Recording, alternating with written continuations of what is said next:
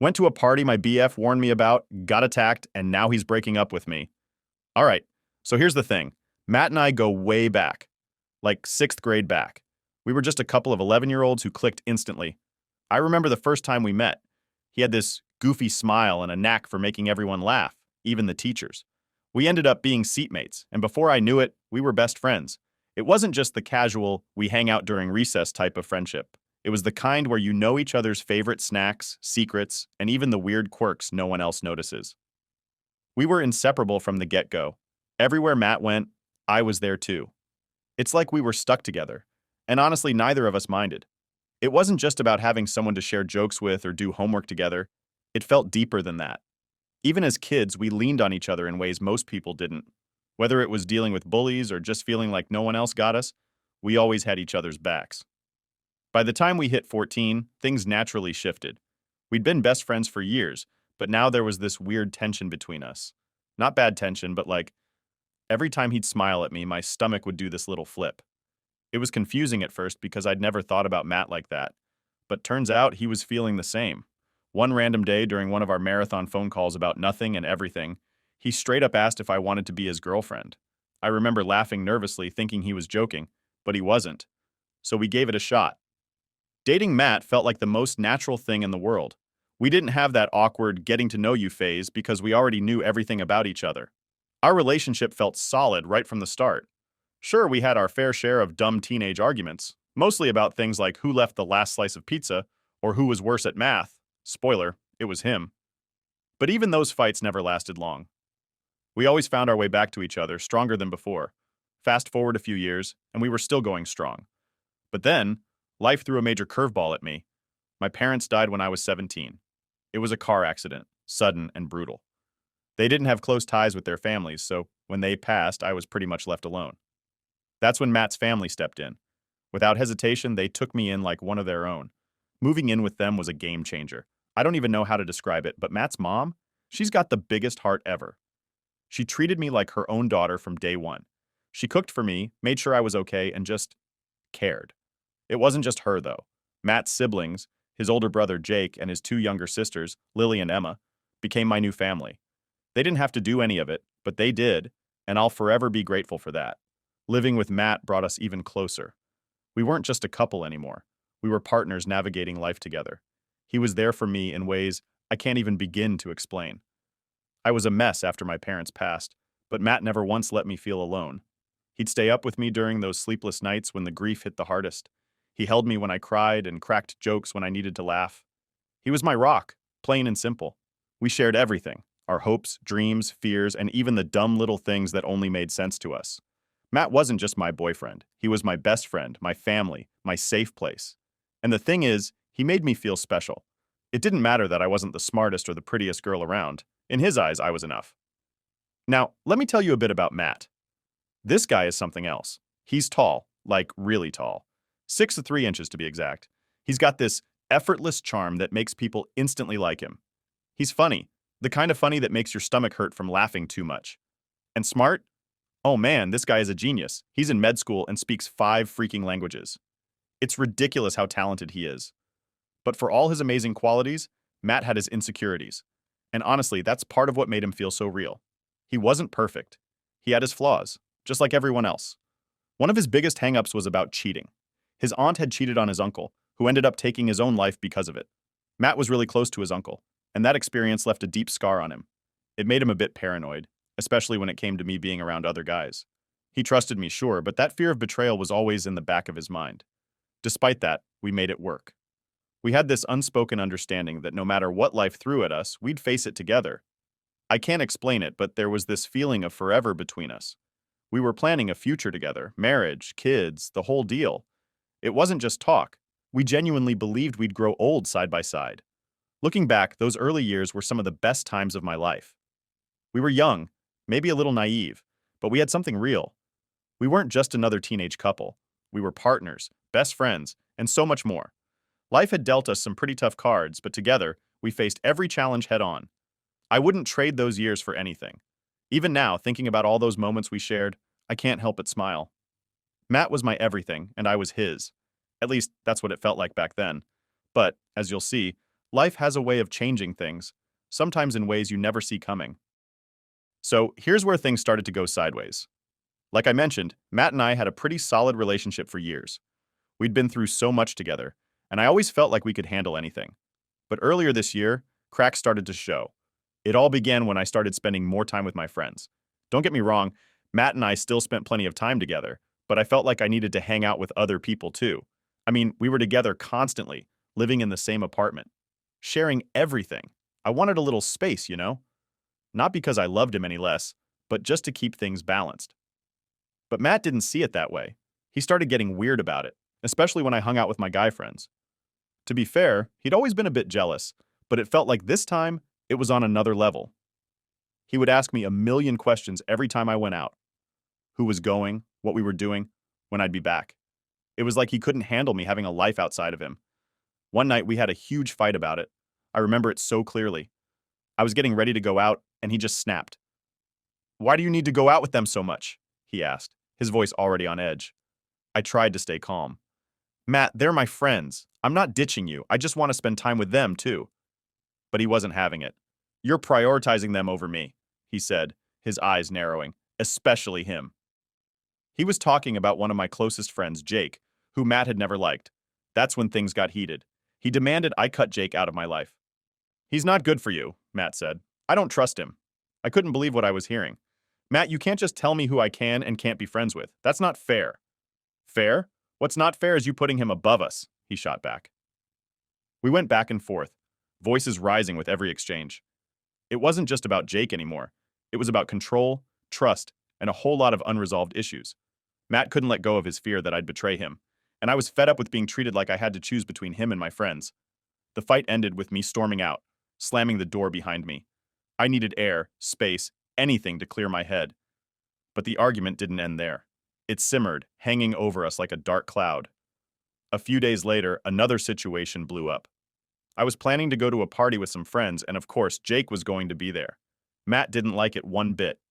He asked me not to go, claiming he wasn't feeling well. Headache, slight fever, the works. Part of me wanted to stay and take care of him, but another part of me felt like he was just using it as an excuse to keep me from going. We argued again. "I'm not going to that party to hurt you, Matt," I told him. "I just need a night out." "But why tonight? Why when you know he's going to be there?" he asked, his voice filled with frustration. "I'm not cutting Jake out of my life just because you're uncomfortable," I said, trying to stay firm but not harsh. "You have to trust me." "I do trust you," he replied, though his tone said otherwise. "It's him I don't trust." It was a no-win situation. No matter what I said, he was stuck in his head about it. Finally, I told him I was going and walked out the door. I needed to feel like I still had some control over my own life, even if it meant pissing him off. That party turned out to be a turning point, but not in the way either of us expected. After that night, everything changed. The fights became more frequent, more intense. It wasn't just about Jake or my friends anymore. It was about our entire relationship. Matt started pulling away emotionally. He wasn't the same guy who used to hold me and tell me everything would be okay. Now he was distant, cold even. I tried to talk to him, to fix whatever was broken, but it felt like he'd already checked out. The more I tried to bridge the gap, the wider it seemed to get. I couldn't shake the feeling that we were slipping away from each other, and no matter how hard I held on, he was slipping through my fingers. We'd built this life together, this partnership that had been our anchor through so much. But now it felt like we were drifting apart, and neither of us knew how to stop it. Looking back, I think we both knew something had to give.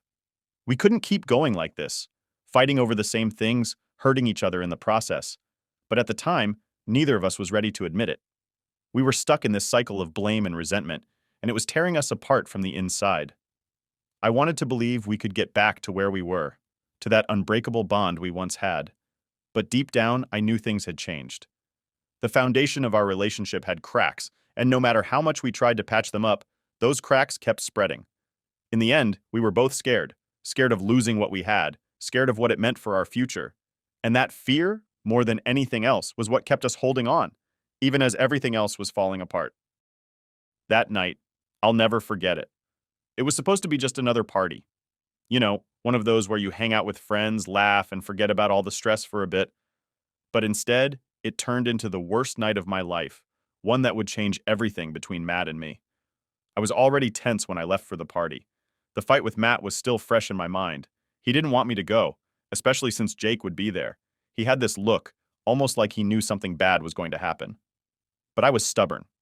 I needed to prove to myself, and maybe to him, that I could still have my own life outside of our relationship. The party was in full swing when I arrived. The music was loud, people were laughing, dancing, just letting loose. It was exactly what I needed, or at least that's what I thought. I tried to push the argument with Matt to the back of my mind and just enjoy the night. I remember hanging out with a group of friends, catching up and just talking about random stuff. Jake was there, of course, but I didn't think much of it.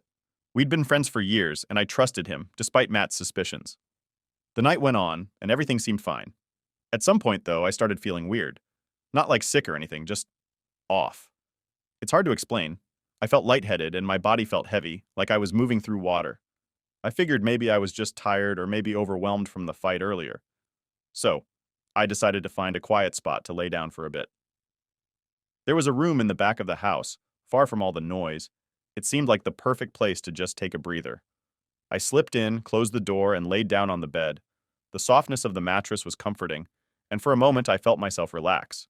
I must have dozed off because the next thing I knew, I was waking up to the worst nightmare imaginable. It was disorienting at first. I remember opening my eyes and seeing shadows moving in the dim light. I tried to sit up, but I couldn't. That's when I realized there were people in the room with me. My so-called friends. I won't go into the details, but what they did to me, it shattered something inside me. I remember screaming, thrashing, trying to fight them off, but my body felt weak. I couldn't scream loud enough. I couldn't move fast enough. It felt like I was trapped in my own body, helpless and terrified. Then, out of nowhere, a girl, I didn't even know her, burst into the room. She must have heard me screaming. She came in yelling, pulling the guys off me. Her voice was like a lifeline, dragging me out of the nightmare. More people started showing up after that. Chaos erupted. The guys who hurt me got beaten up pretty badly. I can still hear the sounds of fists hitting flesh, the yelling, the chaos. Someone called the cops, and everything after that was a blur. I remember being taken to the hospital, the bright lights, the questions from the nurses and police. I felt numb, like I wasn't even in my own body anymore. The shock, the fear, it was overwhelming. Two of the guys were arrested on the spot. The third managed to dodge the worst of it because he hadn't done as much yet. But honestly, none of that mattered to me in that moment. I was broken, shattered into pieces I didn't know how to put back together. I'll never forget the look on Matt's face when he saw me at the hospital. I had called him in a panic, barely able to get the words out. When he arrived, his eyes were filled with a mix of rage, heartbreak, and helplessness. He held me so tightly, like he was trying to piece me back together with his arms alone. But even then, I could feel the distance starting to form between us. In the days that followed, I felt like I was walking through a fog.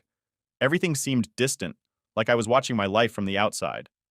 The police came around to take my statement, and while they were supportive, it didn't make the trauma any easier to bear.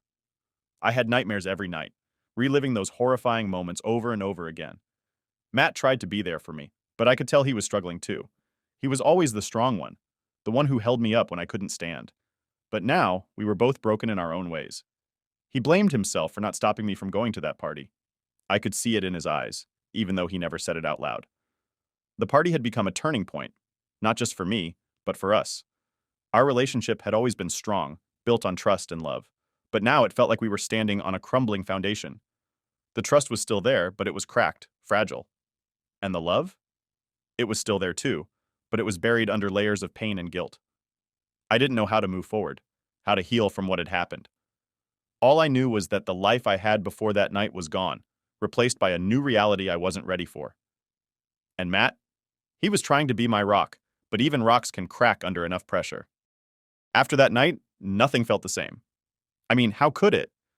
I thought things between Matt and me would go back to normal eventually, but instead it felt like there was this invisible wall between us.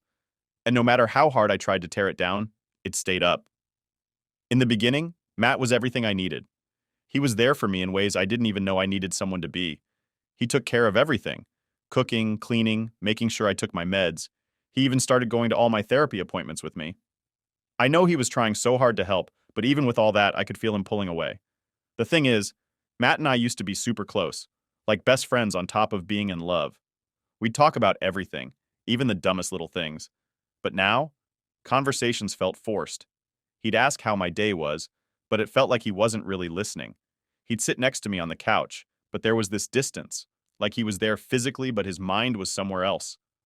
I started to notice little things too, like how he'd avoid eye contact when we talked about anything even remotely serious, or how he'd go quiet whenever I brought up the past, especially that night.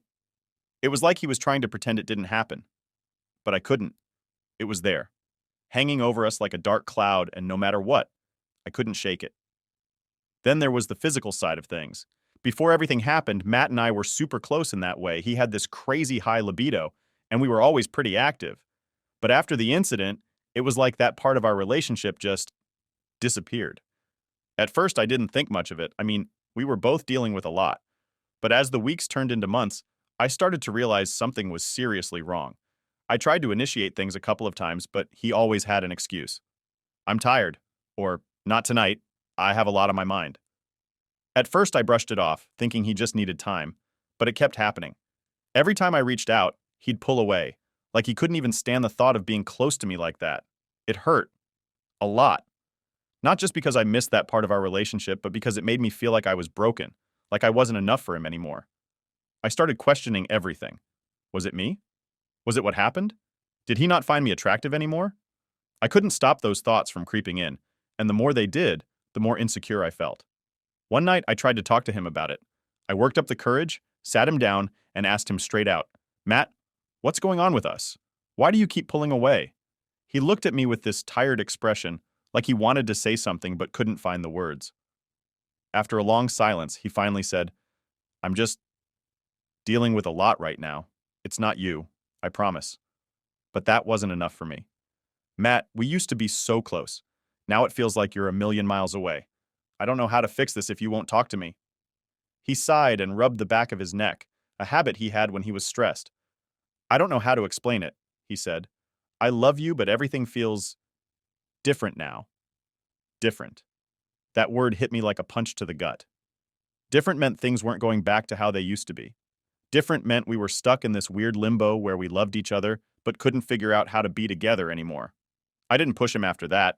I didn't know what else to say, and honestly, I was scared of what I might hear if I kept pushing. So I let it drop, hoping that maybe, just maybe, we could find our way back to each other on our own. But things only got worse from there.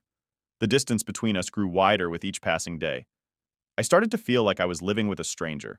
We still did all the same things, ate dinner together, watched TV, went to bed at the same time, but it felt like we were just going through the motions.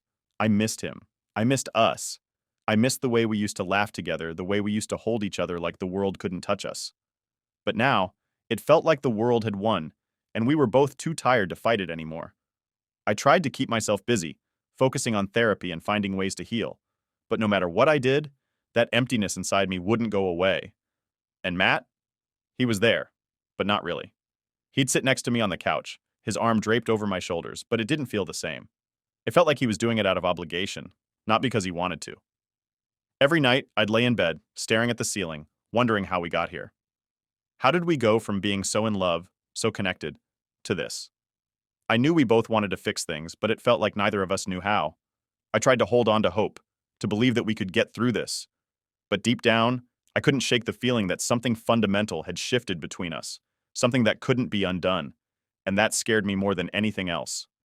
I guess I always knew something was wrong, but I didn't want to admit it to myself. Matt had been distant for months, and every time I tried to get close to him, it felt like he was slipping further away. I kept telling myself it was just the stress from everything we'd been through, that we'd figure it out. But deep down, I knew it was more than that. The night I found out the truth started like any other. We were sitting on the couch, both staring at the TV, but not really watching. The silence between us was deafening. I couldn't take it anymore, so I decided to do something I'm not proud of. I snooped through his phone. I know it's a total invasion of privacy, and I hated myself for doing it. But I was desperate. I needed answers, and Matt wasn't giving them to me. So while he was in the shower, I grabbed his phone and started scrolling. At first, there was nothing unusual, just the usual texts with friends, emails, and some random notifications. But then, I found a conversation with his older brother, Jake. My heart sank as I read through their messages. It was like a punch to the gut. Matt had been pouring his heart out to Jake, telling him everything he couldn't tell me. The more I read, the harder it was to breathe. He wasn't cheating on me, but in some ways, what I found felt even worse. He blamed himself for what happened to me at the party. He felt like he should have stopped me from going, like he failed to protect me. But that wasn't even the worst part. The worst part was what he said about us. About me. Every time I tried to get close to him, he couldn't help but think about that night, about those guys. He said it made him sick, that the thought of other men being with me ruined everything we had. He used to be proud that we were each other's firsts, that we had something special. But now, he felt like that was taken away from him, from us. I couldn't believe what I was reading. It was like all the air had been sucked out of the room. Matt, the guy who had always been my rock, the one person I thought I could count on, felt like I was tainted. And the worst part? He saw me as a victim, someone who needed saving, not the girl he fell in love with. There was one message that stuck with me the most. Matt told Jake that he loved me, but he didn't know if he could ever look at me the same way again. He said that when he looked at me, all he could see was what happened, not the girl he used to know. He didn't say it outright, but I knew what he meant. He didn't see me as his partner anymore. He saw me as someone who needed to be fixed. I felt like my heart was being ripped out of my chest. I wanted to scream, to cry, to do anything to make the pain go away. But instead, I just sat there, numb. I didn't even realize Matt had come back into the room until he asked, "What are you doing?" I jumped, quickly locking his phone and setting it down like it burned me. "Nothing," I mumbled, but my voice cracked. He knew something was up. "What did you see?" he asked, his eyes narrowing. I couldn't lie to him, not after what I had just read. "I saw the messages with Jake," I admitted, my voice barely above a whisper. For a moment, he didn't say anything. He just stood there, staring at me like he didn't know what to do. Then he sat down next to me, letting out a heavy sigh. "I didn't want you to find out like this," he said quietly. "Find out what, Matt? That you don't love me anymore?" I snapped, the anger and hurt bubbling to the surface. He shook his head, his eyes filled with guilt. "It's not that I don't love you. I do, but everything's changed. I don't know how to deal with it." I felt tears streaming down my face, but I didn't bother wiping them away. "Why didn't you talk to me? Why did I have to find out from your texts?" "Because I didn't know how," he admitted. "I didn't want to hurt you more than you've already been hurt. And honestly, I didn't know how to face it myself." We sat in silence for what felt like forever. The weight of everything we had been avoiding was finally out in the open, and it was suffocating. I didn't know what to say, and clearly neither did he. Finally, I broke the silence. "So what now?" I asked, my voice shaking. "Are we just supposed to pretend everything's fine? Because I can't do that." Matt looked at me with a pained expression. "I don't know," he admitted.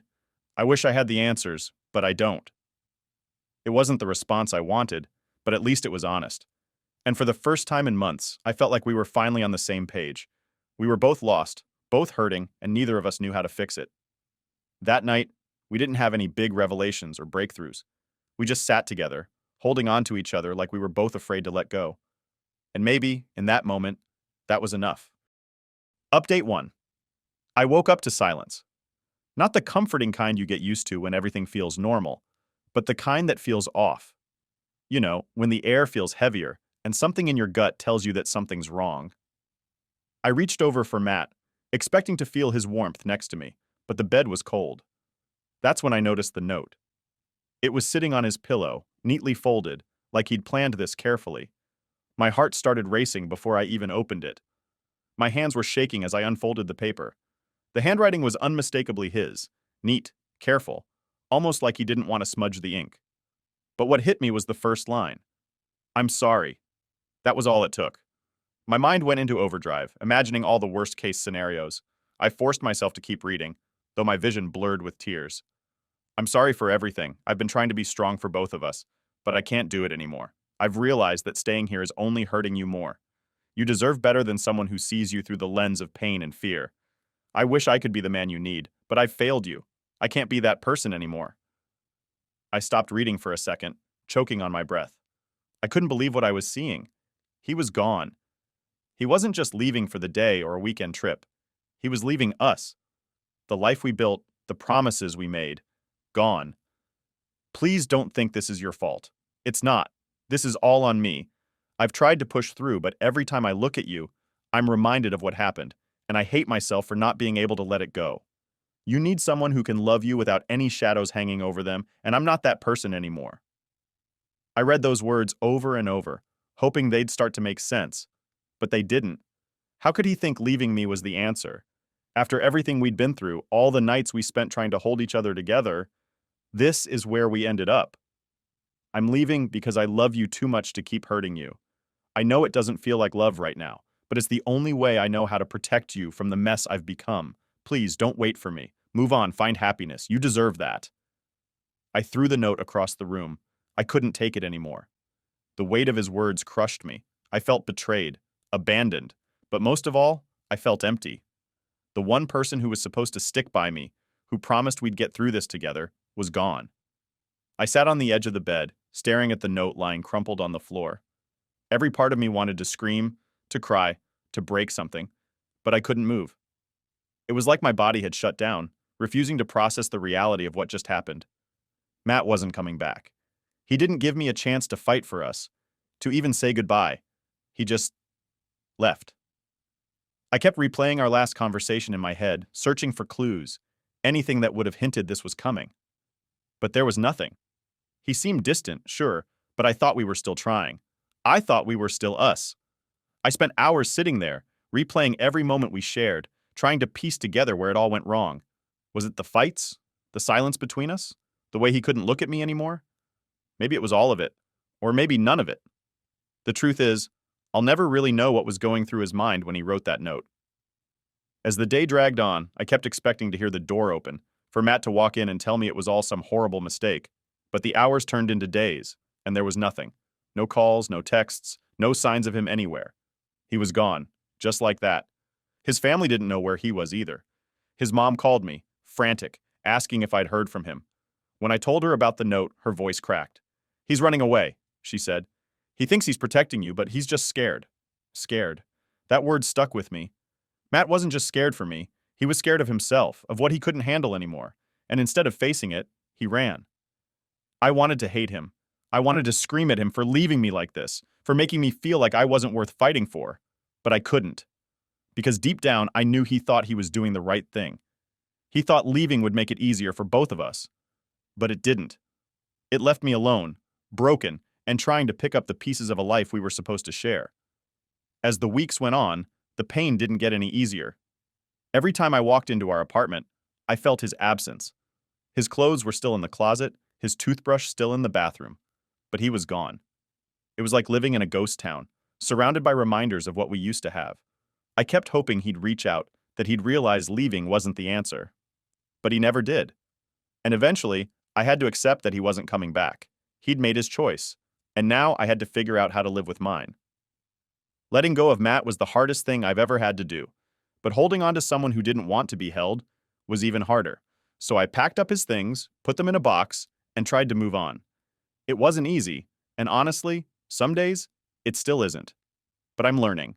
One day at a time. Update 2. It's been a year since Matt left. A year of trying to rebuild myself from the ground up, of figuring out who I am without him. Some days have been easier than others. I've had moments where I felt like I could finally breathe again, and others where the weight of everything still crushed me. But I was getting there, slowly but surely. Then, out of nowhere, I got the news. A mutual friend texted me. "Did you hear about Matt?"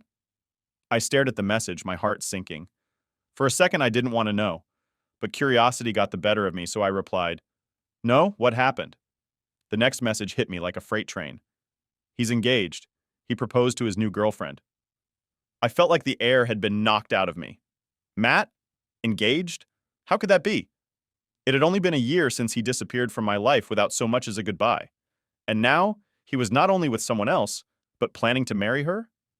I didn't know what to do with the information. My hands were shaking, my mind racing. 1,000 questions swirled around my head. Who was she? How did they meet? Did he love her the way he used to love me? Or maybe worse, did he love her more? Against my better judgment, I did what I knew I shouldn't. I went looking for her online. It didn't take long to find her. Social media makes it easy to piece together someone's life these days. Her name was Megan, and she seemed happy. There were photos of them together, smiling, holding hands, even one of him down on one knee holding out a ring. That photo hit me the hardest. The look on his face, it was the same look he used to give me. Pure happiness, like he'd found the person he wanted to spend the rest of his life with. And now, that person was her. I stared at the picture for what felt like hours, tears streaming down my face. I couldn't wrap my head around it. How could he move on so easily? How could he be so happy while I was still trying to pick up the pieces? The worst part was that I couldn't even be mad at him. Deep down, I knew Matt wasn't a bad guy. He didn't leave me to hurt me. He left because he thought it was the only way to help me heal. But seeing him with someone else, knowing he'd found happiness again, it felt like a punch to the gut. For the next few days, I went through a whirlwind of emotions: anger, sadness, jealousy, confusion. I wanted to hate him, to scream at him for moving on, but I also wanted to be happy for him. After all, wasn't that what I had been trying to do? Move on, find happiness? But seeing him actually do it, it hurt. I talked to my therapist about it, trying to make sense of everything. She reminded me that healing looks different for everyone. You've been focusing on yourself, and that's important, she said. But Matt's journey is his own. His happiness doesn't take away from yours. Her words made sense, but it didn't make the pain any easier to bear. I still felt like I had been left behind while Matt had gone on to build a new life. I kept asking myself, was I not good enough? Was our love not strong enough? But deep down, I knew it wasn't about that. It was about timing, about circumstances neither of us could control. A few weeks after finding out, I decided to stop looking at Megan's profile. It wasn't healthy, and it wasn't helping me move on. Instead, I focused on what I had accomplished in the past year. I'd found a new job, made new friends, and started rebuilding my confidence. I was learning to be okay on my own, even if it wasn't easy. One day, I ran into that same mutual friend who had told me about Matt. We got coffee, and of course, the topic came up. You doing okay? They asked, their eyes filled with concern. I nodded, though I wasn't sure if I was being entirely honest. Yeah, I'm getting there. It's just weird, you know? Seeing him happy with someone else? They gave me a small smile. I get that. But you know, he's not the only one who deserves happiness. You do too. Their words stuck with me. Maybe I had been so focused on what Matt was doing that I forgot about myself. I deserved happiness too. I deserved to find someone who would love me for who I am, scars and all. And maybe that someone wasn't Matt. Maybe it was someone I hadn't met yet. Or maybe it was just about learning to love myself first. That day I made a promise to myself. I would let go of Matt, not just physically, but emotionally. I would stop comparing my journey to his, stop holding on to the past like it was the only thing that defined me. It wasn't going to be easy, but I owed it to myself to try. Matt was a part of my life, a big part. But he wasn't the end of my story. He had his chapter, and now it was time for me to write my own. One that didn't revolve around him, but around me. My growth, my happiness, my future. And so I took a deep breath, closed my laptop, and took the first step forward.